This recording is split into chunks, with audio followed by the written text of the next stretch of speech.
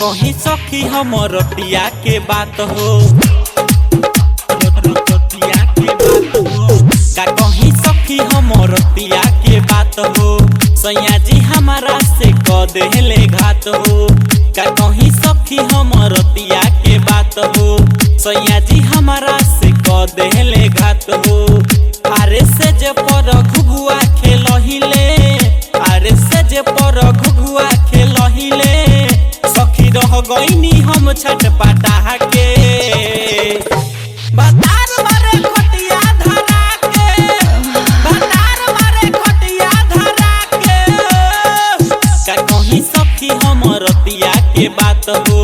सैया जी हमारा से क देले घात हो अरे से जे पर घुघुआ खेलहिले अरे से जे पर घुघुआ खेलहिले सखी रह गईनी हम छटपटा के बतार मारे खटिया धरा के बतार मारे खटिया धरा के खटिया धरा के शिवानी रिकॉर्डिंग स्टूडियो राजापति कोठी।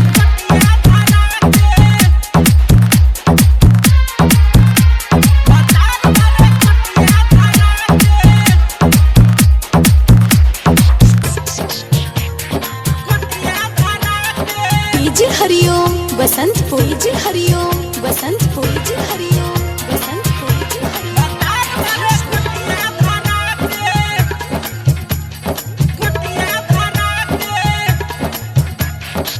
बाटे हमार अभी छोटे उम्र हो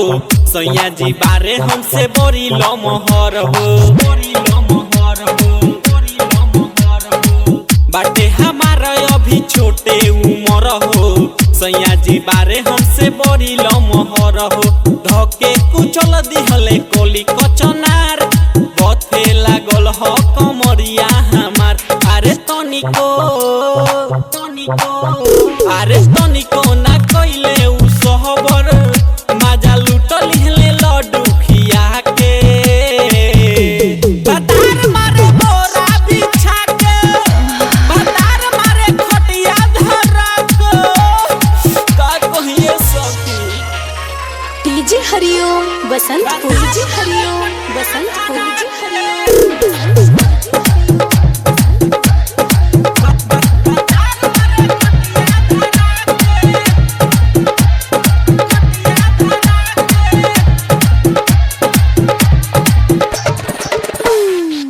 मना करी कैसे मनवा में शौक बा मिथलेश राज के सोरे आना हक बा मना करी कैसे मनवा में शौक बा मिथलेश राज के सोरे आना हक बा ताकेला घुर घुर के अभिषेक नारी बाऊ तो पाती लगेला शिकारी अरे काटो हो